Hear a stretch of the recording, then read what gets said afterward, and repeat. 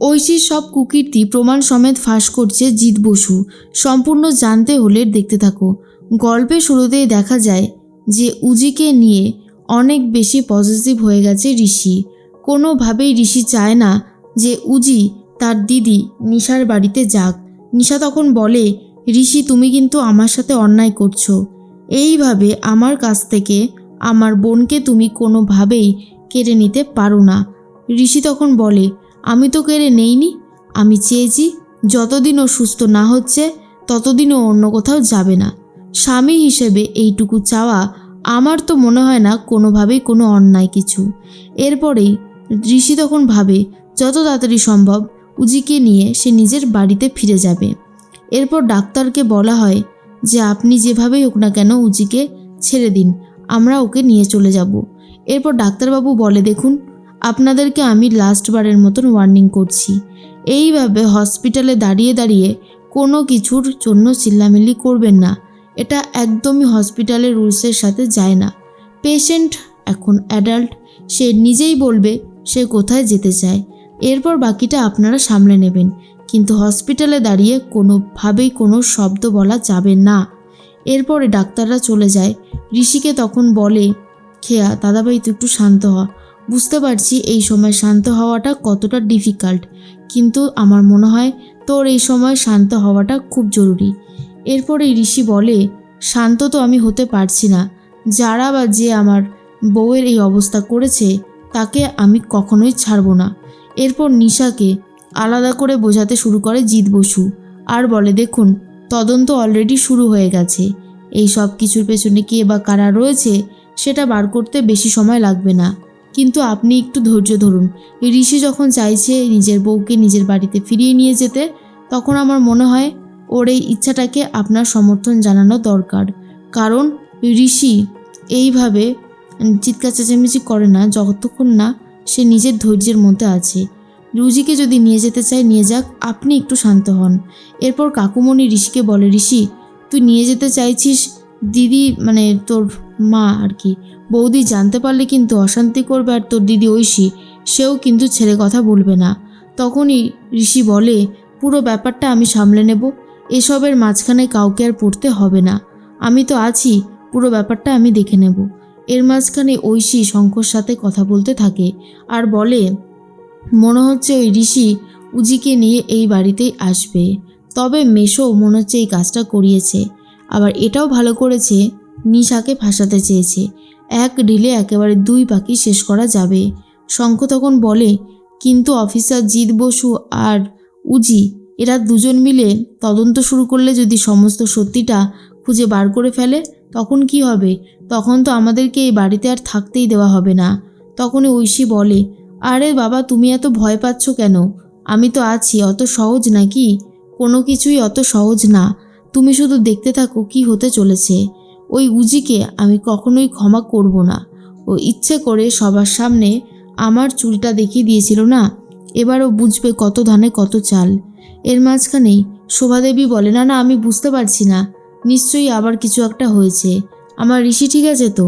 খেয়া তখন বলে, দাদাভাই একদম ঠিক আছে, কিন্তু এক্ষেত্রে বৌদিভাই একটু অসুস্থ, বৌদিভাইকে কে বা কারা শরবত খাইয়ে মারার চেষ্টা করেছিল, এমন শরবত খাইয়েছে যে বৌমনির গলা বুক অবস্থা খুবই খারাপ, সেই জন্য কয়েকটা দিন কথাও পর্যন্ত বলতে পারবে না।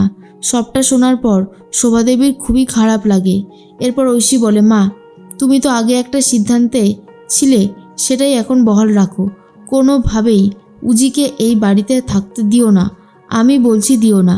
এরপরে উজি চলে এসেছে, আর উজি আসা মাত্রই শোভাদেবী উজিকে জড়িয়ে ধরে অনেক কান্নাকাটি করতে থাকে আর বলে, বারবার বলেছিলাম বাইরে গিয়ে পুলিশের চাকরি করতে না, শুনলে না তো আমার কথা, দেখলে কি অবস্থা করলো, তুমি এখন ঠিক আছো তো?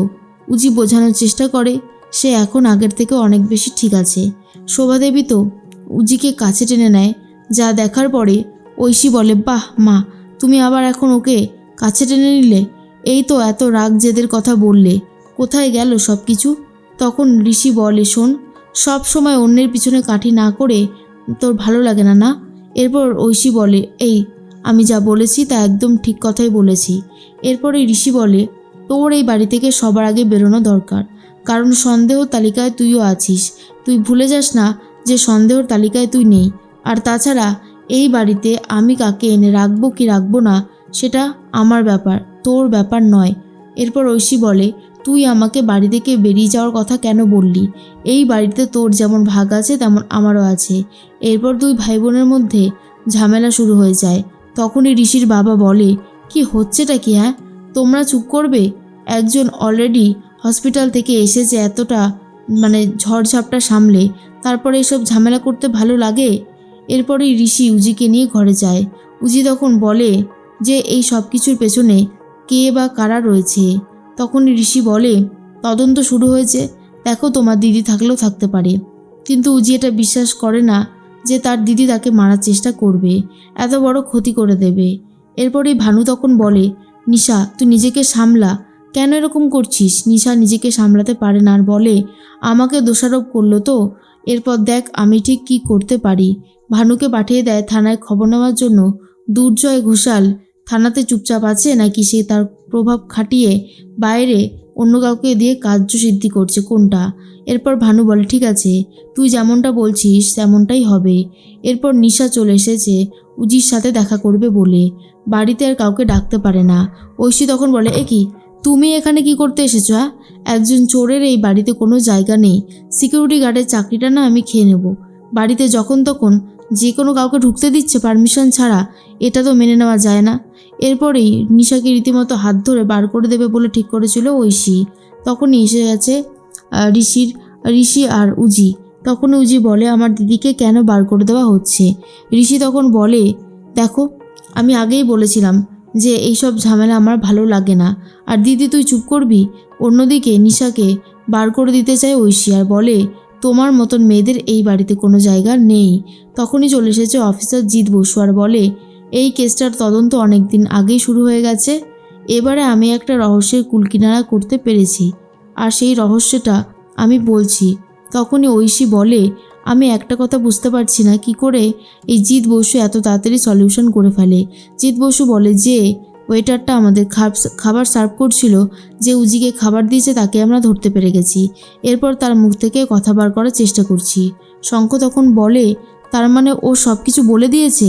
জিৎ বসু বলছে অনেক কিছুই বলছে, অনেক কিছুই জানতে পারছি, কিন্তু ঋষিবাবু একটা কথা জেনে রাখুন, ঐশী ম্যাডাম আপনিও জেনে রাখুন, উজি আপনিও জেনে রাখুন, কথাটা হচ্ছে নিশা মিত্র এই অন্যায়টা করেনি।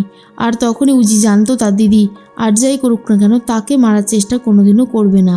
ঠিক সেই মুহূর্তেই ঠিক করেছে নিশাকে প্রপোজ করবে অফিসার জিৎ বসু, আর সবার সামনেই রীতিমতো প্রপোজ করতে থাকে নিশাকে। আর যা দেখার পর নিশার চোখে জল চলে আসে, যে একজন এত ভালো মানুষ, এত ভালো পুলিশ অফিসার কিনা চোরের প্রেমে পড়বে, এটা তো জাস্ট ভাবতেই পারেনি নিশা।